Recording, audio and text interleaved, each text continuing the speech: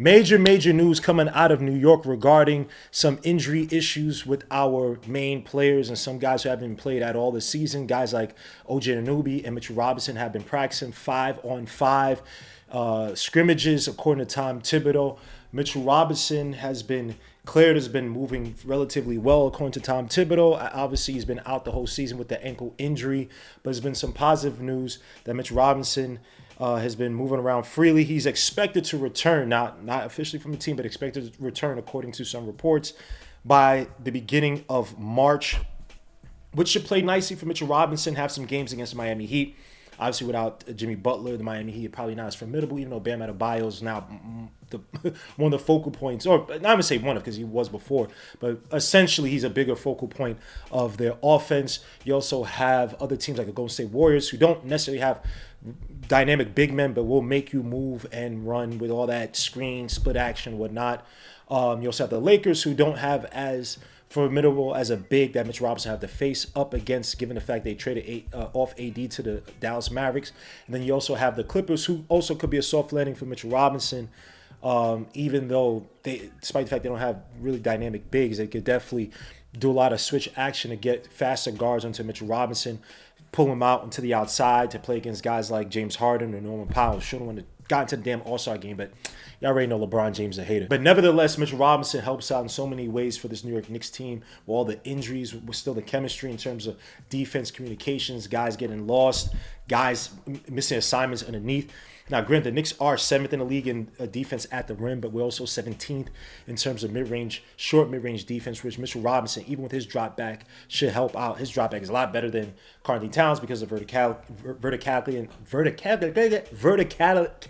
Damn, I can't even talk, in the air, as well as his help defense just provides so many benefits for a team that's still trying to get it together in terms of communications, in terms of rotations. And so Mitchell Robinson just covers a lot in that area, and also in terms of offensive rebounding, which would complement Karl-Anthony Towns' league-leading defensive and contested defensive rebounding, despite the fact the Knicks are third, I believe, in putback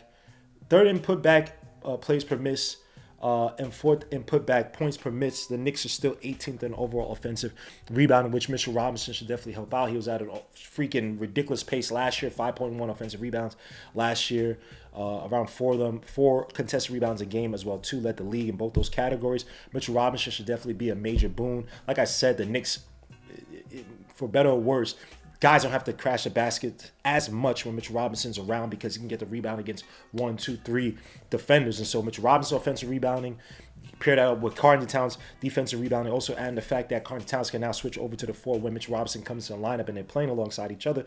Karl-Anthony Towns can play more at the 4, where I believe he's comfortable at, can abuse a lot of these smaller fours. Coach uses speed to attack the basket, switch onto the 5s as well too.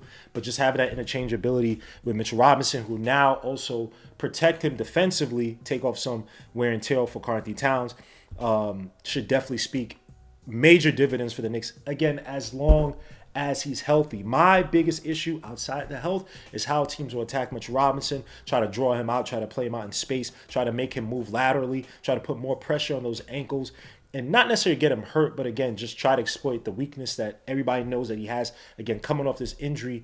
But Mitch Robinson has lost some weight, and I'm not saying he's going to go back to the old first rookie or sophomore years of Mitch Robinson, where this guy was playing out in space ridiculously well, but he's still a guy who can move with players. I'm not sure he can still live on an island on the outside, but I do fear that teams will try to exploit that with Mitchell Robinson and try to make him pay in those regards.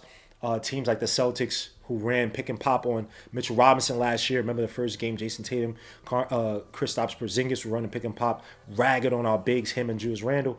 And so that's going to be a major test to see how well Mitchell Robinson moves east to west, as well as north to south too, just seeing how he fares with that ankle, just getting a contact in these scrimmages. So we'll see how things pan out. But again, expected to come back in the early part of March. Unfortunately, he's going to miss these next 3 games, especially the games against the Cavaliers, who he's dominating the playoffs, which we'd like to see how he fares against an improved Evan Mobley, as well as Jarrett Allen, who was spooked up against him last time we played him in the playoffs, and as well as the Celtics, who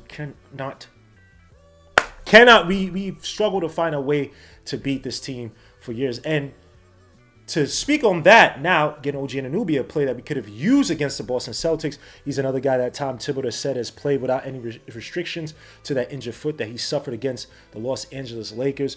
Just like Mitch Robinson, again, he's playing the 5-on-5 scrimmages, was a nice benefit for him. He has been listed as questionable for the Bulls game coming up on Thursday. So the biggest test will probably be, or the next test will most likely be against the Cavaliers, where he'll have to face up against guys like DeAndre Hunter, who they just traded for. Guys killed us offensively in recent past with the Hawks, as well as playing against Evan Mobley, the new improved Evan Mobley, even though he's missed a whole bunch of shots against us in the first game. But again, talking about the Cavaliers team that seems to be coalescing and crystallizing their offense.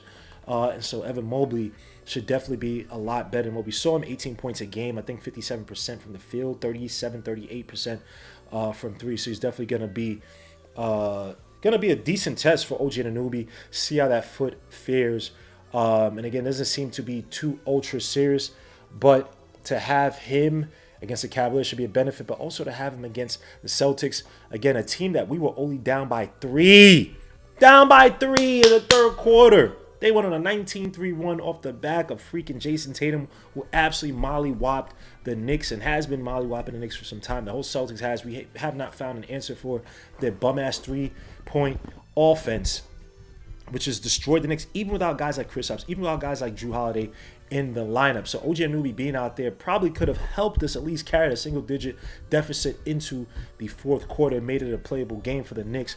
OG Anunoby is going to be a major benefit for the Knicks coming back from said injury. And so we also have to see how he fares. And it's going to be interesting to see who the Knicks add at the so-called 28th of February, when the Knicks are allowed to tap into the buyout market, given that we're hamstrung at the first apron. And so it'll be interesting to see now, obviously with Javonte Green going over to the Cavaliers, which I think is an excellent pickup. I would have liked Javonte Green for the Knicks, but we're going to need some depth behind some of these players. Will it be TJ Warren to come up from the G League and become that scoring option for the Knicks? Take off some pressure from some of the pressure that's there for guys like McCall, guys like Brunson, obviously, Cat, even OG and Anunoby. But that's another topic for another day. We have to also talk about the injury update to Josh Hart, who's out with a crazy word I'm going to butcher. Patellofemoral syndrome in his right knee, aka runner's or jumper's knee. Essentially pain that's supposed to be pain, I believe, in the joint. But according to Brian Sutterer, who's a sports doctor who's commented and given a lot of color on players throughout the years in the NBA, he said that this should not be a major issue at all. Say that it's driven by essentially poor low balance, either too little or too much in that right knee for Josh Hart. Said that treatment with some PT or some taping or bracing is all that's really needed, and that's very rare to need more aggressive treatments. So Tom Thibodeau is going to most likely play Josh Hart going to play him 60-some minutes against I'm joking. Obviously, Josh Hart has been ruled out for the game against the Bulls. Probably saving him more so for the game either against the Cavaliers or the Sunday game against the Celtics. Bigger test for Josh Hart. Not to say that we look past the Bulls, but don't want to put any extra strain on it. Not exactly sure the timetable is, but he is officially out. And so the Knicks are going to have to look deep within that roster to see who steps up. Obviously, more time for guys like Pressure Achua. Also, guys like Cameron Payne. Miles McBrittlestein is going to get a lot more focus. Landry Shamet's going to also probably get some extended minutes just because we need the healthy players. And so the Knicks are going to have to dig deep to find that answer. Is it going to be Chris Boucher after buyout mark? I have no idea at this point. Javonte Green was a player I like, but it's obviously the Knicks. Even though there's some positive news in terms of injury bug, guys are not going to be 100% even going through the rest of this season. But guys, let me know your thoughts in the comments. How do you feel about the injury news with OG Anunoby, Mitchell Robinson being close to return? Do they allow us to beat an elite team like the Celtics, who we've been getting mollywop, getting jolly stomped, getting freaking dully death dropped against the whole season? Not whole season, excuse me. The past two seasons. Let me know your thoughts in comments. How do you feel about Josh Hart's knee? Do you think this is going to turn out to be something serious? Knock on wood. Hopefully it's not. obviously is a concern. And who do you think the Knicks should get in the buyout market? It's your boy Gmo Legion Knicks. I appreciate you. Peace, Lou. God bless. And I'll talk to you guys on the next one.